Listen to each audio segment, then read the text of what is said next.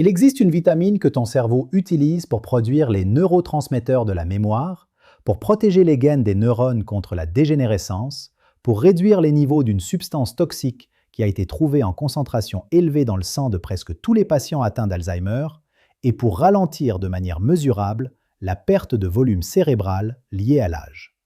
Cette vitamine n'est pas nouvelle, elle n'est pas exotique, elle ne vient pas d'une plante rare de la forêt amazonienne. C'est une vitamine dont tu as probablement déjà entendu parler, que tu prends peut-être déjà sous une certaine forme et que tu ne consommes presque certainement pas en quantité suffisante, ni au bon moment de la journée, pour obtenir son effet maximal sur la santé cérébrale. Et le fait que personne ne te l'ait expliqué clairement n'est pas une coïncidence. C'est le résultat d'un système de santé qui a peu de temps pour la prévention et beaucoup de temps pour la gestion des symptômes lorsque les dégâts sont déjà causés. Aujourd'hui, cela change. Pense un moment à quelqu'un que tu connais qui a commencé à oublier des choses. Un parent, un ami, un voisin. As-tu déjà observé comment cette perte de mémoire est arrivée lentement, presque imperceptiblement, jusqu'au moment où il n'était plus possible de l'ignorer? Le déclin cognitif n'arrive pas du jour au lendemain. Il arrive après des années de carences silencieuses, de neurones non protégés, de connexions cérébrales qui s'affaiblissent sans que personne n'intervienne, parce que personne ne sait comment le faire. Ce que je vais te montrer aujourd'hui, c'est comment une seule vitamine, prise de la bonne façon, peut interrompre ou ralentir significativement ce processus. Pas en théorie, sur la base de décennies de recherches neurologiques qui existent déjà et que trop peu de personnes connaissent. Avant de continuer, une chose importante. Je m'appelle Théo Valmont, je suis neurologue avec plus de 15 ans d'expérience clinique dans le domaine des neurosciences et de la santé cognitive. J'ai travaillé avec des centaines de patients qui arrivaient dans mon cabinet avec un diagnostic de déclin cognitif léger, avec des proches atteints d'Alzheimer, avec la peur silencieuse de perdre la tête. Et pendant toutes ces années, j'ai appris une chose fondamentale. La prévention fonctionne, mais seulement quand elle est basée sur des informations précises et opportunes. Des informations que cette chaîne existe pour sortir du cabinet médical et intégrer la vie quotidienne des personnes. Si tu es ici pour la première fois, abonne-toi maintenant et active la cloche. Chaque semaine, je publie des contenus pratiques et scientifiquement fondés sur la santé cérébrale, la mémoire et comment ralentir le vieillissement cognitif après 60 ans. Si cette vidéo te dit déjà quelque chose, mets un pouce en l'air maintenant. Cela m'aide énormément à faire parvenir ces informations à ceux qui en ont vraiment besoin. Et dans les commentaires, avant d'aller plus loin, je veux que tu répondes à cette question. As-tu déjà fait mesurer tes niveaux de cette vitamine dans le sang ? Écris oui ou non dans les commentaires. La réponse de beaucoup d'entre vous me surprendra, et je comprendrai pourquoi quand nous arriverons au point le plus important de cette vidéo. Pourquoi le cerveau après 60 ans devient vulnérable? Pour comprendre pourquoi cette vitamine est si importante, nous devons d'abord comprendre ce qui rend le cerveau des plus de 60 ans particulièrement vulnérable au déclin cognitif. Et je dois te dire d'emblée quelque chose que la plupart des gens ne savent pas. Le cerveau adulte perd en moyenne entre 0,5 et 1% de son volume chaque année après 60 ans. Cette perte n'est pas uniforme. Elle touche de façon préférentielle certaines zones, en particulier l'hippocampe, la structure cérébrale la plus directement impliquée dans la formation et la récupération des souvenirs, et le cortex préfrontal, responsable du raisonnement, de la planification et du contrôle des fonctions cognitives supérieures. Cette perte de volume n'est pas inévitable dans la mesure où elle survient chez la plupart des gens. Elle est accélérée par des facteurs modifiables, parmi lesquels les carences nutritionnelles chroniques occupent une place de premier plan. Et parmi toutes les carences nutritionnelles documentées en lien avec le déclin cognitif, celle de cette vitamine est la plus répandue, la plus étudiée et celle aux implications les plus directes sur la santé du tissu cérébral. Le deuxième élément de vulnérabilité du cerveau après 60 ans est l'augmentation des niveaux d'une substance appelée homocystéine. L'homocystéine est un acide aminé qui se forme naturellement lors du métabolisme et qui, dans des conditions normales, est neutralisé et converti en substance inoffensive grâce à l'action de nutriments spécifiques.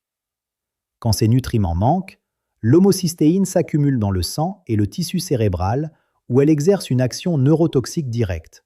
Elle endommage les vaisseaux sanguins cérébraux, accélère la perte de neurones et augmente le risque de déclin cognitif et de démence de manière mesurable et documentée. Des études à grande échelle ont trouvé que les personnes avec des niveaux élevés d'homocystéine dans le sang ont un risque significativement plus élevé de développer l'Alzheimer par rapport aux personnes avec des niveaux normaux.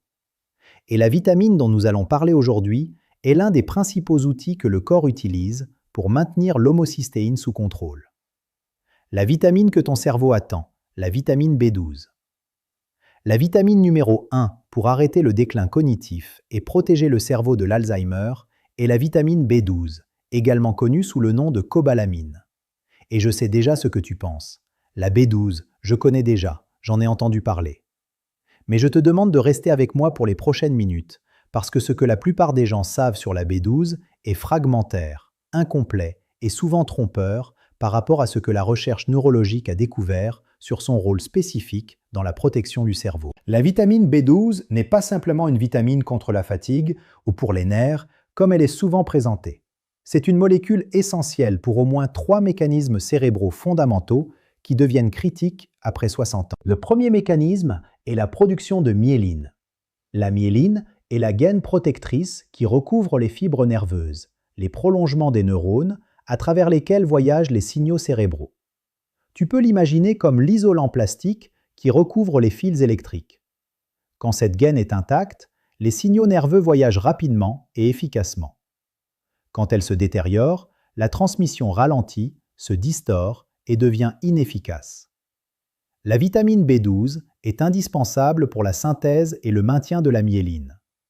Une carence chronique conduit à une démyélinisation progressive qui se manifeste cliniquement par de la confusion mentale, une perte de mémoire, des difficultés cognitives et, dans les cas avancés, des dommages neurologiques irréversibles. Le deuxième mécanisme est la synthèse des neurotransmetteurs. La B12 est impliquée dans la production de sérotonine, de dopamine et de noradrénaline, les principaux messagers chimiques du cerveau. Ces neurotransmetteurs ne régulent pas seulement l'humeur. Ils régulent la mémoire, la concentration, la vitesse de traitement des informations et la capacité d'apprendre de nouvelles choses. Des niveaux insuffisants de B12 réduisent la disponibilité de ces neurotransmetteurs, avec des effets directs et mesurables sur les fonctions cognitives. Le troisième mécanisme est la régulation de l'homocystéine. Comme je l'ai expliqué précédemment, l'excès d'homocystéine est neurotoxique. La vitamine B12, avec l'acide folique et la vitamine B6, est essentielle pour le processus biochimique qui convertit l'homocystéine en méthionine, une substance inoffensive et même bénéfique pour le cerveau. Sans des niveaux adéquats de B12, ce processus ralentit et l'homocystéine s'accumule. C'est l'une des connexions biochimiques les plus étudiées et les mieux documentées en neurologie préventive. Le problème que personne ne te dit, l'absorption après 60 ans. Voilà la partie qui change tout et que ton médecin n'a probablement pas eu le temps de t'expliquer. Même si tu consommes des aliments riches en vitamine B12, cela ne signifie pas nécessairement que ton cerveau reçoit la B12 dont il a besoin. Et la raison concerne un changement biologique qui survient dans l'organisme après 60 ans et qui touche la grande majorité des personnes dans cette tranche d'âge. La vitamine B12, pour être absorbée par l'intestin, a besoin d'une protéine produite par l'estomac appelée facteur intrinsèque. Cette protéine se lie à la B12 et la transporte à travers la paroi intestinale dans le flux sanguin. Sans le facteur intrinsèque, la B12 n'est pas absorbée, même si tu en consommes en abondance. Le problème est que la production de facteurs intrinsèques dépend de la production d'acide chlorhydrique dans l'estomac. Et après 60 ans, la production d'acide gastrique tend à se réduire progressivement dans un processus appelé gastrite atrophique, qui touche dans une mesure variable la majorité des personnes âgées. Moins d'acide gastrique signifie moins de facteurs intrinsèques, ce qui signifie moins de B12 absorbés, indépendamment de la quantité que tu en manges. À cela s'ajoute un deuxième facteur, l'utilisation extrêmement répandue chez les plus de 60 ans de médicaments inhibiteurs de la pompe à protons, les fameux gastroprotecteurs, et de metformine, le médicament le plus prescrit pour le diabète de type 2. Ces deux catégories de médicaments réduisent encore davantage l'absorption de la vitamine B12 de manière documentée et cliniquement pertinente. Si tu prends l'un de ces médicaments, ton risque de carence en B12 est significativement plus élevé que la moyenne. Le résultat pratique de tout cela et que de très nombreuses personnes de plus de 60 ans ont des niveaux de B12 dans le sang que les rapports de laboratoire classifient comme dans la norme, mais qui sont en réalité insuffisants pour protéger le tissu cérébral de manière optimale. La plage de normalité utilisée par la plupart des laboratoires a été établie pour prévenir l'anémie pernicieuse, la manifestation la plus grave de la carence en B12. Mais la santé cérébrale nécessite des niveaux significativement plus élevés que le seuil minimum qui prévient l'anémie. Les symptômes de la carence qui sont confondus avec le vieillissement normal. Voici l'un des points les plus importants de cette vidéo, parce qu'il concerne quelque chose que tu vis peut-être déjà sans en connaître la cause. La carence en vitamine B12 produit une série de symptômes neurologiques et cognitifs qui sont presque universellement attribués au vieillissement normal. Cette attribution erronée retarde le diagnostic de plusieurs années, pendant lesquelles les dommages neurologiques continuent de s'accumuler de manière silencieuse. Le premier symptôme est la difficulté de mémoire, en particulier la mémoire à court terme. Oublier où tu as mis tes clés, ne plus te souvenir du nom de quelqu'un que tu connais depuis des années, perdre le fil de la conversation en parlant, ce sont là les symptômes les plus précoces de la carence en B12 au niveau cérébral. Le deuxième symptôme est la sensation de brouillard mental, cette difficulté à penser de manière claire et rapide que beaucoup de personnes décrivent comme avoir la tête dans le coton. Ce symptôme est directement lié à la réduction de la vitesse de transmission neuronale causée par la démyélinisation progressive. Le troisième symptôme est la fatigue mentale chronique, cette sensation d'être cognitivement épuisé même après une nuit de sommeil. Ce n'est pas de la paresse et ce n'est pas de la dépression, même si la carence en B12 peut y contribuer également. C'est un manque d'énergie réel au niveau neuronal. Le quatrième symptôme est le changement d'humeur, en particulier une tendance à l'irritabilité, à l'anxiété et à une tristesse inexplicable. Ces changements reflètent la disponibilité réduite des neurotransmetteurs dont la synthèse dépend de la vitamine B12. Le cinquième symptôme, celui qui plus que tous les autres est confondu avec le vieillissement normal, est le ralentissement cognitif général. Cette sensation de ne pas traiter les informations avec la même rapidité qu'autrefois, d'avoir besoin de plus de temps pour répondre à une question, d'avoir plus de mal à suivre une conversation avec plusieurs personnes en même temps. Si tu reconnais un ou plusieurs de ces symptômes en toi-même, ne conclus pas que tu vieillis simplement. Fais mesurer tes niveaux de vitamine B12 dans le sang, et comme je te l'expliquerai dans un moment, demande à ton médecin d'interpréter ce résultat de manière appropriée pour la santé cérébrale et pas seulement pour la prévention de l'anémie. Ce que dit la recherche neurologique la plus récente. Je veux te présenter certaines des preuves scientifiques les plus significatives sur le rapport entre vitamine B12 et santé cérébrale, présentées de manière accessible, sans perdre la précision que ce sujet mérite. Une étude menée par l'Université d'Oxford, parmi les plus citées en neurologie préventive, a suivi pendant 2 ans un groupe de personnes âgées présentant un déclin cognitif léger et des niveaux limites de vitamine B12. Le groupe qui a reçu une supplémentation en vitamine du groupe B, dont la B12, a montré une réduction de la perte de volume cérébral allant jusqu'à 80% par rapport au groupe de contrôle. 80%. Il ne s'agit pas d'un effet marginal, il s'agit d'une différence cliniquement énorme qui démontre comment une nutrition cérébrale correcte peut ralentir de manière substantielle la neurodégénérescence. Un deuxième axe de recherche a documenté de manière consistante la corrélation entre de faibles niveaux de B12 et des niveaux élevés d'homocystéine dans le sang, et entre des niveaux élevés d'homocystéine et une atrophie accélérée de l'hippocampe, la structure cérébrale la plus importante pour la mémoire. Ce cercle vicieux, carence en B12, qui produit une accumulation d'homocystéine, qui produit une perte de neurones dans l'hippocampe, est aujourd'hui l'un des mécanismes les plus étudiés dans la pathogénèse du déclin cognitif lié à l'âge. Un troisième élément émerge de la recherche récente concerne la précocité de l'intervention. Les études montrent de manière consistante que la supplémentation en B12 est beaucoup plus efficace dans les phases précoces du déclin cognitif que dans les phases avancées. Cela signifie que le meilleur moment pour agir n'est pas quand la perte de mémoire est déjà cliniquement évidente. Le meilleur moment, c'est maintenant, en prévention, avant que les dommages deviennent irréversibles. Les sources alimentaires et leurs limites réelles. La vitamine B12 se trouve naturellement uniquement dans les aliments d'origine animale. Les sources les plus riches sont les abats, en particulier le foie de bœuf, les mollusques comme les palourdes et les moules, les poissons comme le saumon, le thon et les sardines, les œufs et les produits laitiers. Pour les personnes qui suivent un régime omnivore complet, les sources alimentaires de B12 peuvent être suffisantes à un jeune âge. Mais comme nous l'avons vu, le problème après 60 ans n'est presque jamais la quantité de B12 introduite par l'alimentation. C'est la quantité qui est effectivement absorbée, et cela dépend de facteurs biologiques, pharmacologiques et gastro-intestinaux que l'alimentation seule ne peut pas corriger. Pour les personnes qui suivent un régime végétarien ou végétalien, le risque de carence est encore plus élevé parce que les seules sources alimentaires de B12 sont d'origine animale. Les aliments végétaux présentés comme source de B12, comme certaines algues ou certains aliments fermentés, contiennent des formes de B12 analogues que le corps ne parvient pas à utiliser efficacement pour les fonctions neurologiques. Cela ne signifie pas que tout le monde doit manger du foie de bœuf tous les jours. Cela signifie que pour la plupart des personnes de plus de 60 ans, et particulièrement pour ceux qui suivent des régimes particuliers ou prennent des médicaments qui réduisent l'absorption, la seule alimentation n'est pas suffisante pour garantir les niveaux de B12 nécessaires à une protection cérébrale optimale.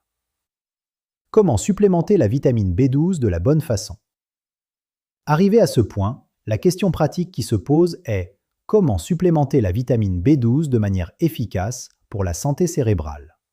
Et ici, la précision est importante parce que toutes les formes de supplémentation ne sont pas équivalentes. La vitamine B12 existe sous différentes formes chimiques. Les deux plus courantes dans les suppléments sont la cyanocobalaminine et la méthylcobalaminine. La cyanocobalaminine est la forme la moins chère et la plus répandue, mais elle nécessite une conversion dans le corps avant de pouvoir être utilisée par les cellules cérébrales. La méthylcobalaminine est la forme biologiquement active, celle que le corps peut utiliser directement sans conversion. Pour la santé neurologique spécifique, la méthylcobalamine est généralement considérée comme la forme préférable. La voie d'administration est tout aussi importante. Les comprimés oraux traditionnels nécessitent que la B12 passe par le processus d'absorption intestinale qui, comme nous l'avons vu, est compromis chez les personnes de plus de 60 ans. Pour contourner ce problème, il existe des formulations sublinguales, comprimées ou gouttes, qui se dissolvent sous la langue, qui permettent à la vitamine d'être absorbée directement à travers la muqueuse buccale dans le flux sanguin, court-circuitant complètement le système digestif et le problème du facteur intrinsèque. Dans les cas de carence sévère documentés, le médecin peut prescrire des injections intramusculaires de vitamine B12 qui garantissent la biodisponibilité maximale, indépendamment de tout problème d'absorption gastro-intestinale. Un aspect que je veux souligner avec force est celui-ci. La vitamine B12 ne doit pas être supplémentée de manière isolée. Son mécanisme de régulation de l'homocystéine fonctionne de manière optimale quand un apport adéquat d'acide folique, de vitamine B6 et de vitamine D est également présent. Ces nutriments travaillent en synergie et la carence de l'un compromet l'efficacité des autres. Un bon complexe de vitamines du groupe B, incluant ces molécules avec la B12, est souvent plus efficace que la supplémentation en B12 seule. Combien en prendre et quand en parler au médecin? Les niveaux optimaux de vitamine B12 pour la santé cérébrale sont un sujet sur lequel la littérature scientifique offre des indications plus précises que ce que les rapports de laboratoire standards suggèrent. La plage de normalité utilisée dans la plupart des laboratoires considère le seuil inférieur autour de 200 picogrammes par millilitre. En dessous de ce seuil, on parle de carence avérée. Mais plusieurs neurologues et chercheurs dans le domaine de la santé cognitive considèrent des niveaux inférieurs à 400 ou 500 picogrammes par millilitre comme insuffisants pour une protection cérébrale optimale, même s'ils entrent techniquement dans la plage de normalité du laboratoire. Cela ne signifie pas que tu dois t'auto-diagnostiquer une carence ou commencer à prendre des suppléments sans consulter personne. Cela signifie que quand tu parles avec ton médecin de ces sujets, tu as les outils pour poser les bonnes questions. Tu peux demander de mesurer tes niveaux de B12 dans le sang. Tu peux également demander la mesure de l'homocystéine, qui est un indicateur encore plus sensible de l'état fonctionnel de la B12 au niveau cellulaire. Et tu peux discuter ensemble si tes niveaux actuels sont optimaux non seulement pour prévenir l'anémie, mais pour protéger la santé de ton cerveau sur le long terme. Le médecin est et reste ton point de référence. Ce que je peux faire dans cette chaîne est de te donner les informations qui te permettent d'arriver à cette conversation déjà informé et conscient. Les résultats que tu peux attendre et en combien de temps. Je veux être précis et honnête sur ce point, comme je le suis toujours avec mes patients. Les délais de réponse à la correction de la carence en B12 varient énormément en fonction de la profondeur de la carence, de la durée du déficit, de l'âge et de la santé générale du système nerveux. En général, les symptômes les plus précoces, comme la fatigue mentale et le brouillard cognitif, tendent à s'améliorer relativement rapidement en quelques semaines.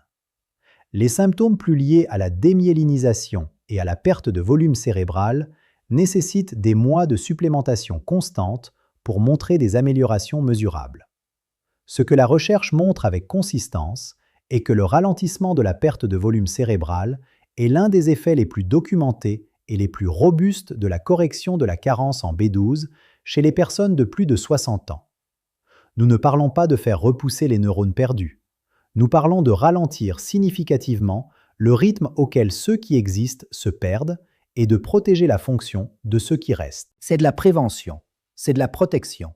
Ce n'est pas un remède miraculeux, mais c'est l'une des actions les plus concrètes, les moins coûteuses et les plus scientifiquement fondées qu'une personne de plus de 60 ans puisse entreprendre pour sa santé cérébrale. La chose la plus importante que tu peux faire maintenant. Nous sommes arrivés à la fin de cette vidéo, et comme je le fais toujours, je veux te demander de faire une chose concrète avant de fermer cet écran. Va chez ton médecin et demande de mesurer tes niveaux de vitamine B12 et d'homocystéine dans le sang. Si tu n'as pas de rendez-vous programmé, prends-en un maintenant. N'attends pas les symptômes. N'attends pas que la perte de mémoire devienne impossible à ignorer. Les dommages neurologiques s'accumulent en silence pendant des années avant de devenir visibles. Et écris dans les commentaires ici-bas. As-tu déjà fait mesurer ta vitamine B12? Qu'ont-ils trouvé? As-tu des symptômes comme ceux que j'ai décrits? Plus tu partages, plus je peux orienter les prochaines vidéos vers ce dont vous avez vraiment besoin.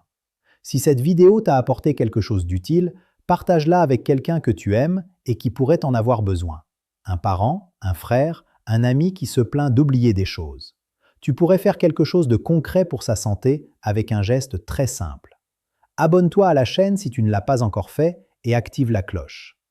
La prochaine vidéo parlera des 3 habitudes matinales qui régénèrent la mémoire après 60 ans, et certaines d'entre elles te surprendront par leur simplicité et leur accessibilité. Je suis le docteur Théo Valmont. Ton cerveau mérite les bonnes informations, et il mérite de les recevoir à temps.